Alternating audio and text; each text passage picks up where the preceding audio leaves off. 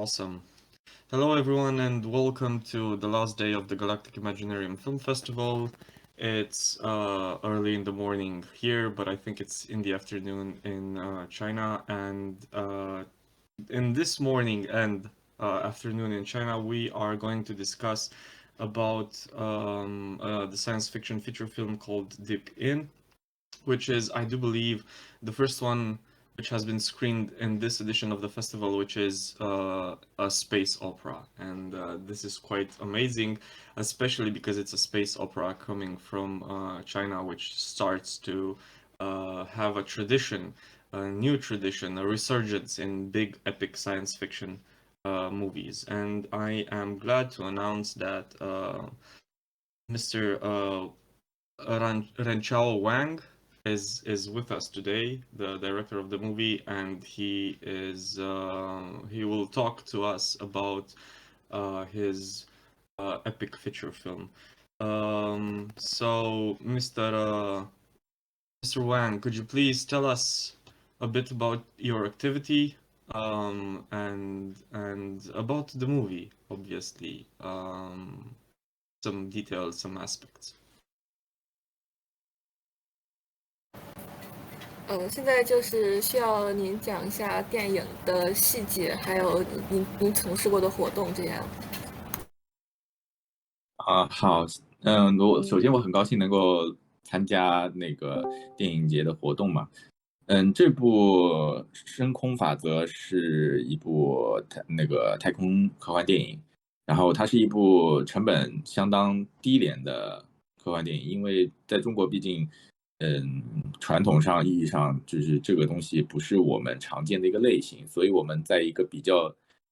低的成本的条件下去完成这样一部片子，然后它拍摄于大概3年前，然后花了将近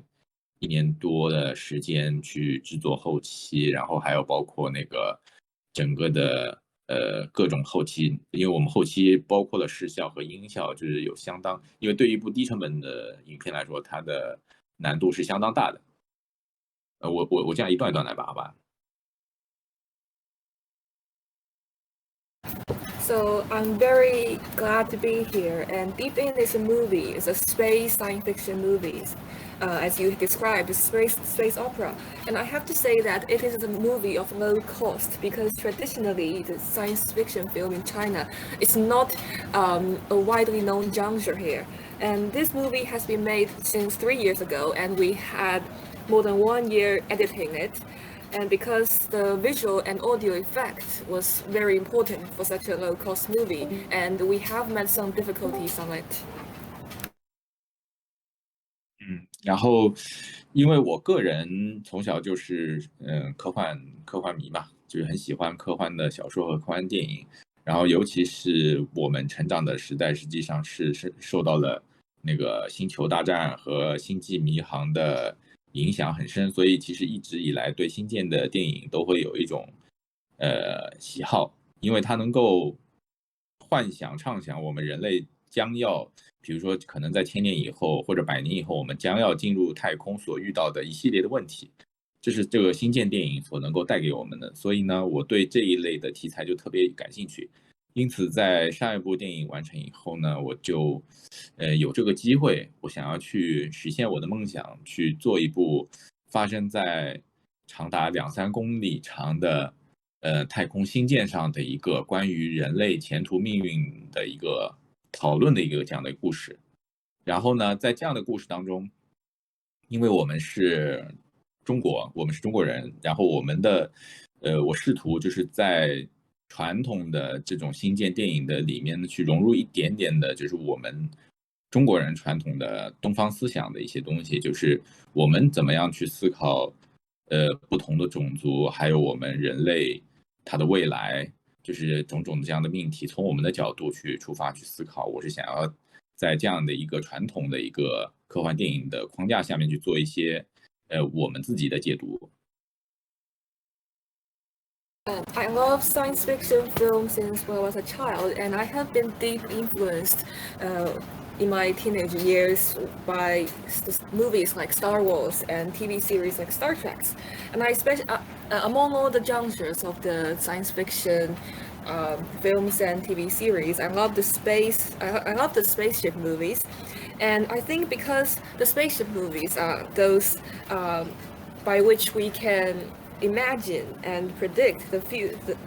problem we are going to meet when we are exploring, when we are making exploration in the space in the future, like hundreds of years after, from in hundreds of years after. And it is an opportunity for me to make this movie, and because it is my childhood dreams, I have put great enthusiasm in it. And this movie is about spaceship that is 2 to 3 kilometers long. And in addition to the traditional spaceship movie, the space opera, and because as I have been grown in the, I have grown up in the Chinese culture, so I think that I can add some Chinese characteristical the philosophies to consider the agenda, the human agenda of race, and imagine the future of human. 然后现在在我们就是之前那个，我们整个制作过程中，实际上是因为我们的预算，我们遇到了很多困难。但是呢，就是我们因为大家都是出于对科幻的热爱，从我们的前期一直到后期，无数人的参与，每个人的付出，所以我们才最终完成了这样一部看似不可能的低成本科幻电影。所以也很高兴能够在这里跟大家分享这样的一部影片，谢谢。And we have met a lot of difficulties during the making of this movie, and because of our love for science fiction films and the contribution of our staffs, we have completed this seemingly mission impossible, and I am very glad to share this movie here in the film festival. You've talked about difficulties, but it seems that well, you've handled them with quite inventivity, because you can't tell. The movie looks great, and it has that sort of great epic feel to it, like you see in big budget movies, for instance, like Interstellar or other hugely blockbuster types of productions. And I would like to ask you, well, for a long time, well, at least the Western world has met Chinese cinematography, well, and has seen it as entertainment. And Chinese cinematography in the Western world usually, it is mostly martial arts movies, and they're quite famous here. But then, in the last years, there was a big, resurgence, I would say, of Chinese cinematography, but in this in a different aspect, which is science fiction movies. So you have, huge Chinese science fiction movies right now, most of them space opera. You have authors as well, like Liu Cixin. And I would like to ask, what happened? What changed? Why did Chinese cinematography move on to science fiction? What is the passion right now? And where lays the passion of Chinese cinematography with science fiction movies? 您刚才提到了，就是这影拍摄和后期的时候遇到了一些困难，然后也很难呈现出大成本电影那样子的效果，比如说《星际穿越》这样子的好莱坞大成本电影。在之前西方世界，中国电影一直和动作片、武术片挂钩。在近些年来，不仅出现了很多这个科幻电影，然后现在我们他们同时也是有这个大预算，然后有非常大的这个观众基础。然后我想问的就是，就是你认为究竟是什么导致就是中国的电影电影产业发生了这个样子的变化？我觉得主要是应该，我觉得分为两点来谈。第一个是实际上，第一个是电影工业本身，第二个就是市场。第一个电影工业本身就是说，因为科幻片是电影制作的一个我们人称是皇冠上的珍珠嘛，就是最顶尖的金字塔上的那个东西，是对整个电影工业挑战最大的。那当你的电影工业它不够成熟的时候，它很难支撑起科幻电影的本身的制作，即使是小成本的科幻电影，它也需要有它的设计或者剧作或者表演、服化，就是各方面的内容去支撑。所以说，当整个大的电影工业环境不够强大的时候，是很难去进行科幻类型片的制作。但是呢，因为这2年由于整个就是国家的等于说它的发展，让整个中国的电影工业它已经成熟到可以去进行科幻片的尝试了。我觉得这是首先第一点，在科幻工业上的一个做好的准备。第二个是市场，因为我们的电影始终是要面对我们的观众，一定要让观众喜欢看才行。那尤其是作为科幻类型片来说，因为它本身具有很强的商业属性，所以它在这方面的要求就更高。那我们的观众首先是因为十几20年的好莱坞电影的影响，他会潜移默化的已经比较能接受科幻电影。然后呢，又因为近几年中国商业大成本电影的就各种类型的百花齐放吧，大家都那个等于起飞了，所以说让观众也做好了接受我们中国科幻大片的这样一个心理准备吧。那我觉得从这个两方面，才使得说我们现在开始可以中国电影往科幻电影去进一步的进行发展，而不用像呃之前那样就局限在功夫片或者一些现实题材的影片。I think there are two aspects for the answer of this question. The first one is the film industry in China, because filming a science fiction film, science fiction film is one of the most challenging missions when you're making in the film industry. And if the film industry of a country is still immature, so I think it is not able to support any kind of making of science fiction film, even at low cost, because there needs to be like costumes, makeups, and also we have to have the stories and the special effects, visual and audio effects. These are all challenges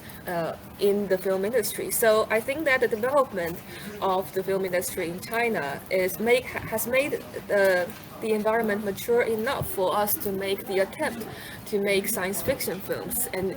also the big budget films, like you have mentioned. And the second aspect is about the market, and Chinese audience are very ready to accept the science fiction film, especially when we are talking about science fiction film. It is very commercial, so the audience will be very important for our filmmaking and the investment. And the Chinese audience have been influenced by the Hollywood film industry for 10 to 20 years, and they are ready to accept this kind of movie, and they can understand all these settings settings, genres, and all elements of the science fiction film. And so we can support more and more big budget films because the audience are ready to pay for their film tickets. So I think that these are the two aspects that the change in the Chinese cinematography has led to the change of the Chinese cinematography. You are quite right. Science fiction movies and the passion for science fiction, especially the scientific ones, the heavily scientific science fiction movies, need a public which can enjoy them and can ask for them. And I think this is the case for this new world we're living in where science has become more and more important and more relevant. We've been going to the moon. We start more and more exploring the outskirts of our known universe or our visited universe. Right now we have ordinary people going to space.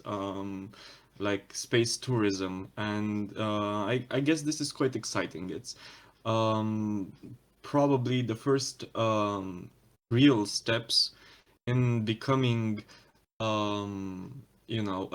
galactic civilization, a cosmic civilization. Um, and I would like to ask you about some aspects of your production. And because we're talking about a science movie and a scientific movie, could you please tell us, well, two things. One is where did you get inspiration for the design of this space opera? Because it looks quite unique and original, and it has a personal characteristic to how the suit look, um, how the spaceships look, and but I do feel that there is a component there that, as you've said, goes back to Chinese culture and Chinese design and Chinese identity. So could you please tell me, where did you get your inspiration for how the movie looks, and where does that inspiration coincide with, the Chinese culture and tradition? 的确，我们现在科学进步、太空旅行也让是我们这个时代的一个重要的命题。然后人类文明也即将成为一个在银河和宇宙当中的文明。我想问的问题是，就是你的外观，就是你的这个电影中的设计的灵感是从哪里来的？因为它看起来相当的特别，而且有个人特色，尤其是其中的服装设计和这个飞船的整体的设计。而且您刚才还提到了，就是说你想在传统的太空电影当中加入一些您作为就是中国人的您作为中国人的想法，然后这些首先就是第一个问题是有关您的外观设计是从哪里得到的灵感，第二个问题就是这些设计是怎样体现您的就是你中国人的身份，或者说是您中国的思想的。第一个问题就是，这个新建的灵感呢，其实就是说我这个影片实际上设定是在1000年以后的遥远的未来，其实是比较遥远的未来。那为了让观众能够更好的接受我们这样的故事，所以说我一开始的确定的中心思想是说，我们要让观众能够有熟悉感。那熟悉感很重要的就是我把这样的一个故事想象成海上巨轮遇险的一个故事，所以我们的就是整个的新建的设计，太空飞船设计，我都是尽量的贴近我们当下的整体的审美感，而不是说去做一个非常超现实或者超远未来的一个超前的设计。我的设计理念是，把它作为一艘巨大的一艘轮船，海上的轮船，用这样的一个主旨，让观众能感到一个熟悉感。那这个飞船其实就是我在这个的思想一个主题思想下面，就是首先是我自己在旅途当中啊，在飞行旅途当中自己先画出了草稿，把整个的结构定下来以后，我们再跟我们的美术设计逐步的把整艘飞船的各个舱的部分逐渐的再把它完善细节。所以说它其实整体的设计还是来源于我们想要跟观众沟通嘛。就是让观众能更方便的理解我们讲故事。因为如果超现实的飞船的话，对于观众的第一直觉的理解可能会有点障碍。然后我们的服装实际上是因为，其实这里是有一个不得已，我们当中为什么没有出现就传统科幻电影里面的这种宇航服啊什么的，就是主要是因为我们的预算关系，我们没有预算去制作那种就戴头盔啊或者那种宇航服，所以我们选择了一种就是那种就像我说的那种航船上的舰员的那种服装。那这样的话，我们能够在我们的现有的预算下能够制作下来，所以这是我们实际上我们的设计就是跟我们的预算是相辅相成的啊。然后另一个问题就是中国人的，我认为我们这部影片中国人的那个主要体现在还是在一个整个价值观思想上面的一个，就是我们这个影片它不强调一个个人英雄主义，其实我们当中不存在一个绝对的反派，他们最后其实是采取了一种我们互相理解对方，然后我们求同存异的这样的一个生存哲学。我觉得这是我认为我们中国人的一个生存的智慧吧，就是我们要承认这个世间的各种事物的存在，然后去试图找到一个平等生存的一个道路，而不是说我们用一种唯一性去代替，就是我们不能零和博弈嘛，就是我们要的是共赢，我们要的是就是求同存异，我们一起，我们是个共同体，人类共同体，命运共同体，然后在这个合作的前提下，我们才有可能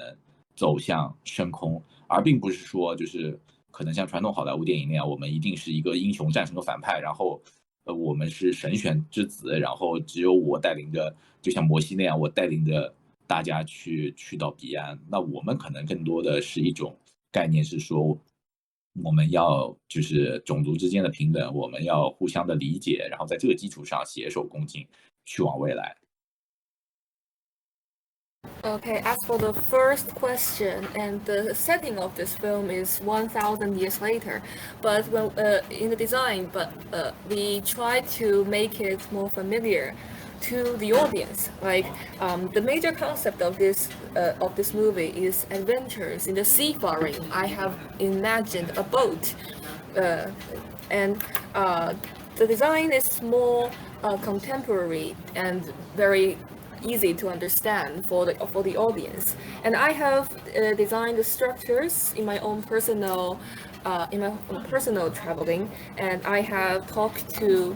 the staffs, and we constructed the details together. And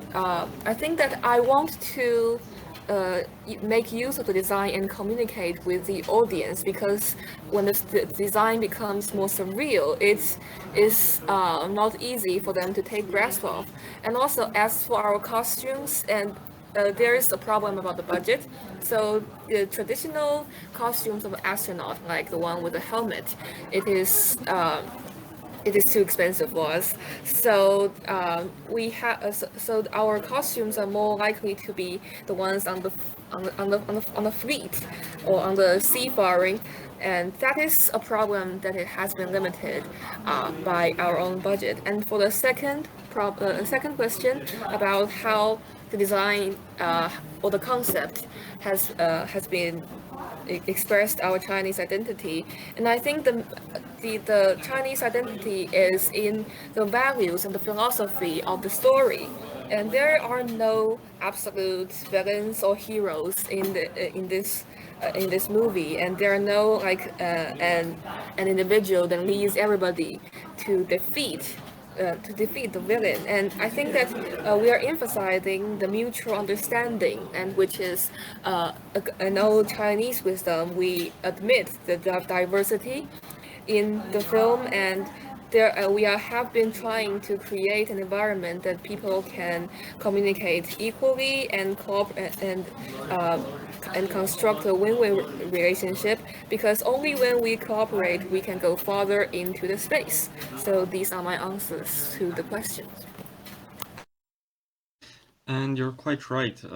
Obviously, because the movie happens 1,000 years into the future, probably humanity and a spacefaring civilization will look totally incomprehensible to us, or maybe we could just understand a few things about how they worked and how technology worked. But as a convention, in a movie, we have to give the audience something which they can relate to. So that means, applying contemporary scientific aspects and imagery to how they look, how they act, how the science works. And before we start the questioning, the if the question session from the public, I would like to ask you. You mentioned difficulties, budget difficulties, and I would like to ask you what is the process of making a movie in China, and how you know from having a script to having a movie. If you're an independent filmmaker, what does it take to produce a movie? And I'm asking this because I would like the audience to understand that even in difficulty, if you're determined enough, you can produce great works of science fiction, and maybe it would be a chance for them to be more determined to do so. Uh, it doesn't matter from what country they come from. 好的，就是您既然已经提到了很多有关预算的和预算和制作方面的困难，然后我想问一下，就是如果在中国的话，从一个剧本到一个成品的电影，大概需要怎样的步骤，以及遇到的一些主要的问题？因为我想让这个就是我想让这里的朋友们知道，就是说，即使是在一个非常困难的情况下，然后不管你是在哪一个国家，然后都是有办法去克服一些具体的困难，然后做出非常好的科幻作品的。然后主要就是想要问您这个在就是电影的制作过程。我们这部影片就是有了剧本以后呢，进入一个融资的阶段。那因为其实在中国从来就没有过这样的科幻电影，那实际上就遇到这个问题，就是大家是的确是不会有人投钱给你们。但是呢，因为中国有一个有大量的互联网用户，然后有强大的互联网平台，所以它是有个很好出路，叫做网络电影。然后中国的网络电影相对来说比较成熟，成本低，虽然不是拍摄的那么精良，但是呢，就是它整个的制作周期非常快，然后回报也很不错。当然，它的成本是不能跟影院的电影相比。那在这个基础上，它就会有一个，比如说，两三百，我们当时是可能在300万左右，200万、300万人民币左右这样的一个预算体量，是属于一个相对从网络平台走就很容易获得那个完整回报的这样一个体量。所以呢，我们这个剧本出来以后，其实就是直接就按照了这样的一个投资大小去寻求投资，因为这个投资大小对于任何的投资商，只要做网络的，有一定的这样的可看性元素的，其实大家都会出这个钱。那尤其呢，再加上我因为上部科幻电影相对来说获得了比较好的反响，所以呢，就是在这一点上呢，就是拿到这样的一个体量投资也是基本上没什么太大问题。但是呢，当然这点投资其实对于一部科幻的新建电影来说，实际上是非常非常少。但是呢，我们采取就是首先我其实是根据这样的一个大致的投资体量，我根据投资写的剧本，所以其实在剧本层面其实就是去掉了很多可能会引起预算暴涨的动作戏啊，或者是难度很大的拍摄的那些戏份，然后把整个的场景局限在飞船内部啊，这样就不需要把人调来调去、飞来飞去的那种拍摄。那这样的话呢，也能省很多成本。然后再加上从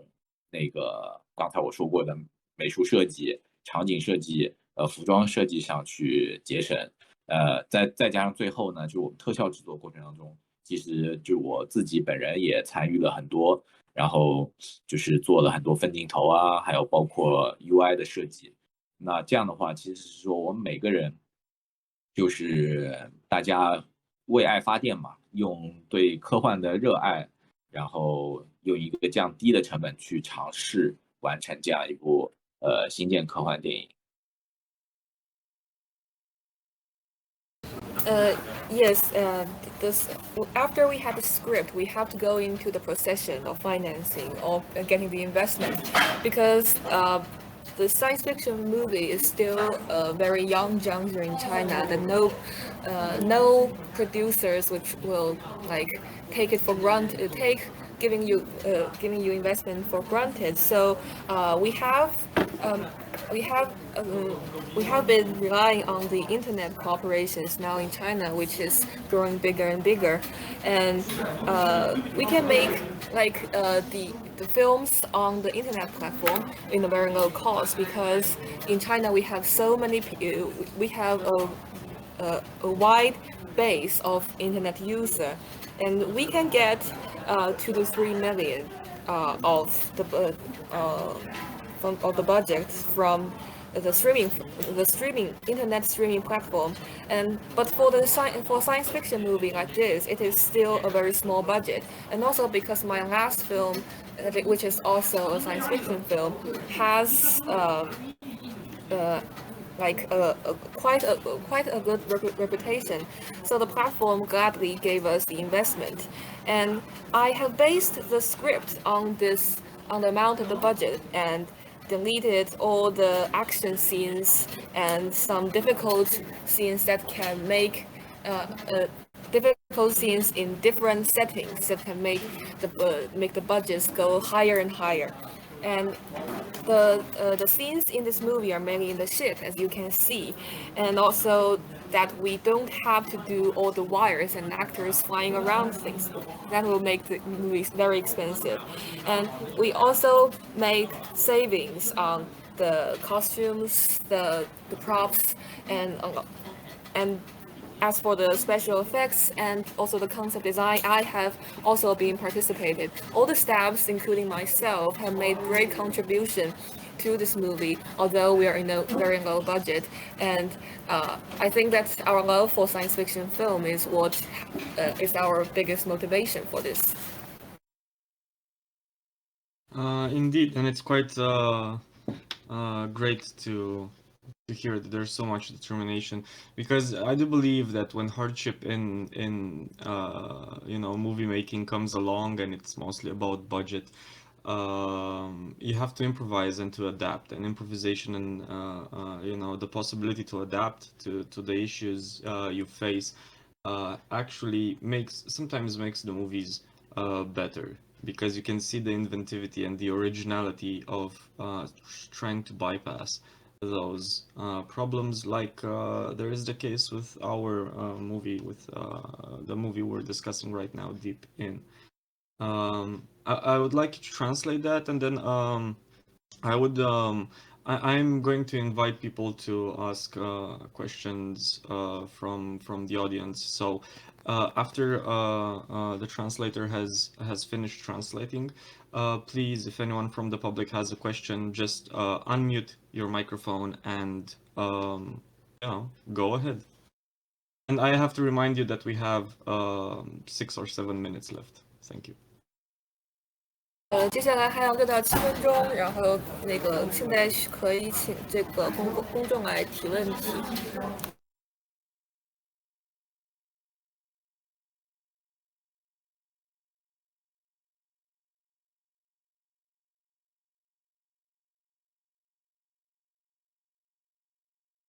So, are there any questions from the audience?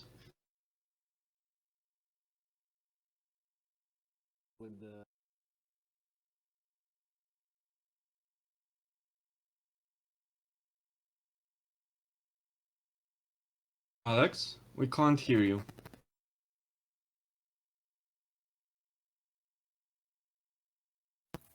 Can you hear me now? Yep. Yes, I would like to ask a question to the esteemed director. I would like to know if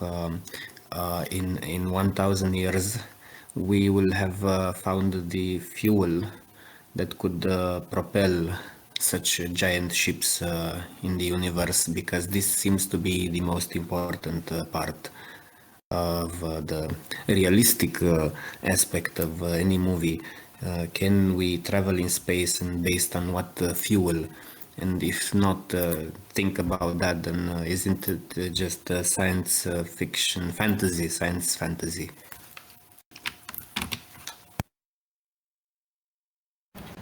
我的理解是，我对这个问题的理解是，如果这个故事的设定是在1000年之后的话，我们是如何找到合适的燃料动力去推动这种飞船的？然后还是说您在这个飞船动力上面使用了一些类似于奇幻方面的设计？我觉得它是因为主要就是在问这个动力的问题。以我的了解，应该我们人类如果在现有的理解的情况下，最有可能进行星际旅行的，就是我们必须得掌握可控核聚变嘛，可控核聚变的这样一种推动力。但是这样就意味着，就如果我们要到最近的恒星，也许就要上百年的时间。我影片当中其实也有提到说，我们这艘飞船飞到他们的目的地是需要500年，400还是500年的时间，将近这样的一个长度。那这个设定其实也是根据了，就是等于说我们剧情需要嘛，也是进行了一定的就是加快了。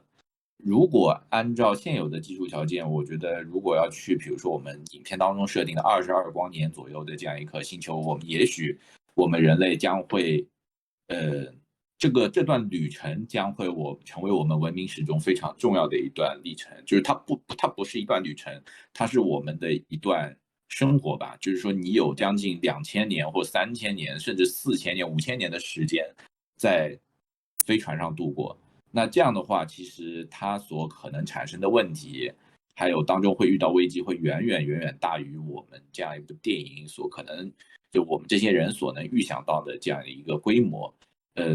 当然，这也是就一开始为什么吸引我想要去想这样一个人类移民计划的这样一个宏大的一个东西的一个缘起吧。但是因为我们毕竟是拍电影，那在这一点上，就是我们没有办法做的和科幻小说那样硬核，所以在这里有了一定的取舍。但是我个人我觉得最有可能的应该是用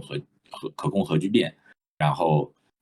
需要花将近1-2000年时间，我们才能到达那样。So as for the question you have asked, you talk about the feel of this space travel, and I think that we have to manage to have the controllable nuclear fusion as the feel of the spaceship, and because